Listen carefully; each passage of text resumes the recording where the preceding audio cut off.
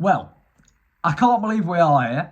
I don't think anybody in the Championship can quite believe Stoke City are where they are right now. But I'm going to tell you in this video why I think they're going to stay there. But before we get into this video, I would quickly like to say, please do right now, smash that subscribe button down below, hit a like while you're there, hype the video up if you can as well. That's a new thing YouTube have done, I don't really understand it, but it works and it helps to promote this video, so it would be massively appreciated. Now let's actually get into the video. Now, at the point of recording this video, Stoke are currently off the back of a 3-0 win away at Oxford United last night. A real great performance, a good away Championship performance from Mark Robbins' side, and we are currently second in the Championship.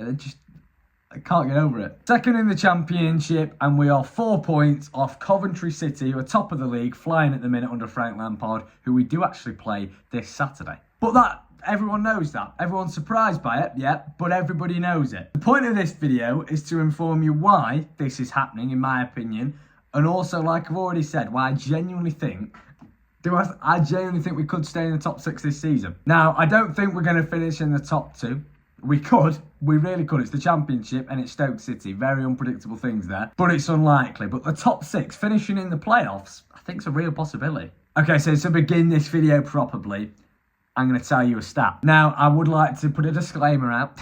If you are 80 or possibly even a little bit younger, but in that age range of 80 to 100, 100 would be pretty mental if you're watching my video right now, so well done if there's any 100-year-olds out there. But I would probably skip the next 20 seconds, especially if you're a Stoke fan, because you may have a heart attack out of the pure excitement. So here is your stat. Now, Grandad, I can see you still watching, so skip along a little bit, mate, alright? Because seriously, this is major. So in the last 5 seasons of the Championship, not including the one we're currently in, whoever has been in the top 2 of the Championship table at this exact point of the season has finished in the playoffs. Now, I don't need to remind you, Stoke and Coventry are the 2 teams in the top 2 right now, and I could very easily see Coventry will probably win the league, but Stoke could very possibly be one of the teams in the playoffs. And then just to add to the excitement, the early Christmas spirit, you could say. It's November, but I'm genuinely already feeling it thanks to Stoke this season. So out of the 10 teams that were after match week 4 in the Championship, we're in the top 2 of the table at this point. 8 of those 10 teams ended up getting promoted, which for the quick maths is 80%. So is the Premier League calling?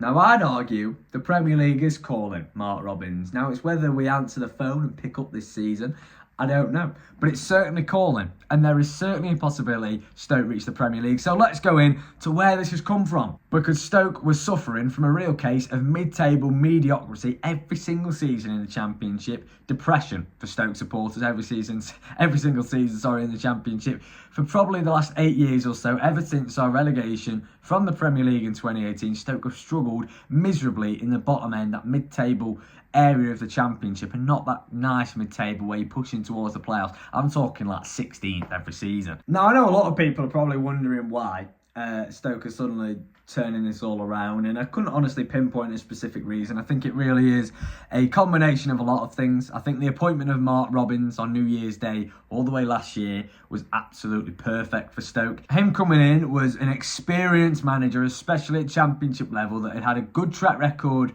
with Coventry, finishing in and around the playoffs, an FA Cup semi-final against Man United in the recent years before he joined Stoke. It felt like a real safe appointment, but one that Stoke needed. A steady head at a football club that had been in such a poor position and so much inconsistency, especially with managers over the last sort of decade or so, really, ever since Mark Hughes. He felt that when Mark Robbins came in, this was a manager that was going to be finally given time at Stoke, was going to be given time to embed his philosophy of football at the football club, and he has done exactly that. Now, just as much as I am not a big believer in blaming everything on the manager, it certainly isn't all to do with the manager. It is certainly the players as well. And I think the recruitment over the summer at Stoke was absolutely pivotal in our success so far this season. We invested really, really smartly within the areas we needed to, and we provided ourselves with a real good set of players that have come into this season and have done absolutely superbly well. Look at additions like Sorba Thomas, who has bagged 8 goal contributions in 14 games this season. He's been a real shining light. He's been that creative spark so far this season for Stoke. You look at Divine Mbama from Manchester City on loan, who has scored 5 goals in the Championship so far this season. It's not just the goals he brings to the team, his work ethic, his actual all-round play is really good, especially for a young player that's having his first real full season at men's football. And we didn't just go for quality, we went for experience as well. Quality behind the scenes, in the dressing room. Signings like Steven Nzonzi that's felt like it's almost united the fan base with that one signing, with him returning to the club. You look at Aaron Cresswell, who's an experienced header left back who has spent many years in the Premier League at West Ham United. Another top professional that in the dressing room will be working Stoke wonders, I promise you that. It's those kind of players that have an effect on the rest of the team, especially the young players, Mbama, Chamadou, players like that have really stepped into their own this season.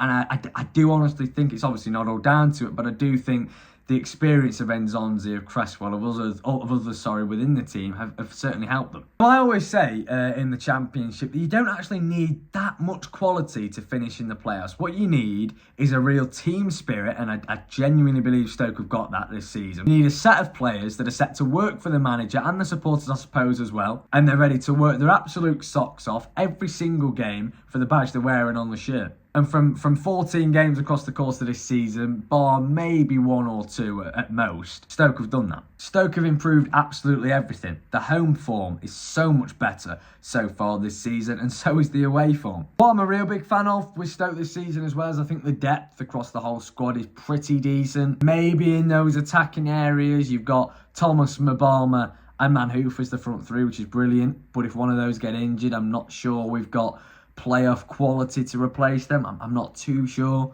But look, you look at the midfield, it's got the likes of Ben Pearson, Rigo, Bejono, Baker. It's a relentless list of players, and you do need that in the Championship, you really do.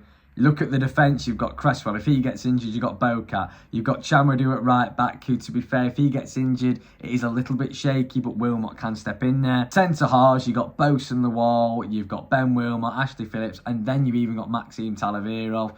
And then, of course, in goal, we've got arguably, well, not arguably, actually, no, he is the best goalkeeper in the league, Victor Johansson. So it's a team, as long as we avoid injuries especially, as much as we can, I suppose, we're going to be good. We're going to be okay. Another thing that I think is certainly working in Stoke's favour at the moment as well, and this does sound very cliche, a lot of people talk about togetherness and team spirit within a squad, but I'm a real big believer that that team spirit, that togetherness, can take a team a very, very long way. And I feel like with a lot of help from good results and a good start to the season, but also probably the work behind the scenes from Mark Robbins and his coaching staff, and obviously the players all gelling together, working together, we have that togetherness right now. The Championship is such a demanding league, one of the most demanding leagues, if not the most demanding league, in world football. Playing 46 games a season, you're playing teams that are all very similar level for the large part. When times do get tough, because they will at some point, you need that team spirit, you need that togetherness, whether it's in a singular game where you're under the cost for 10 minutes and you're needing to battle together and hold out and not concede a goal,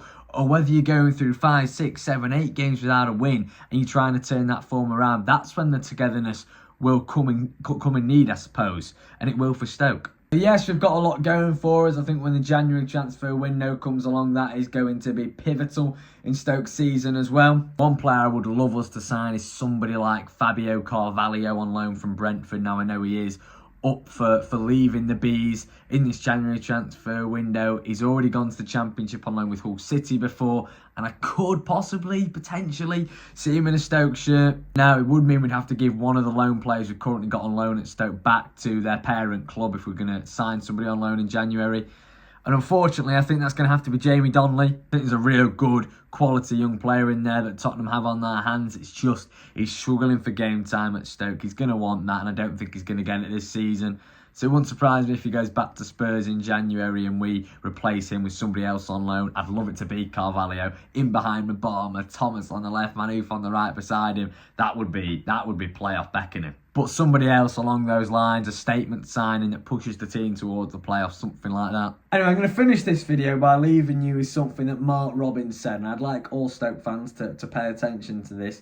And that he said that in the Championship, you cannot get, and in football in general probably, you cannot get too high off the highs, but you also cannot get too low off the lows. Now, Stoke are certainly on a high right now, but this is the Championship. There will be a moment, or however long or how many run of games that is, there will be a dip. That's guaranteed for more or less every team. It's not often you see a team go the whole Championship season without a little decline. It's just you got to make sure it isn't too bad of one. Stick with the team. If we get a few bad results, it's a very, very long season, and it will be okay. And fingers crossed, we get that vlog at Wembley at the end of the season.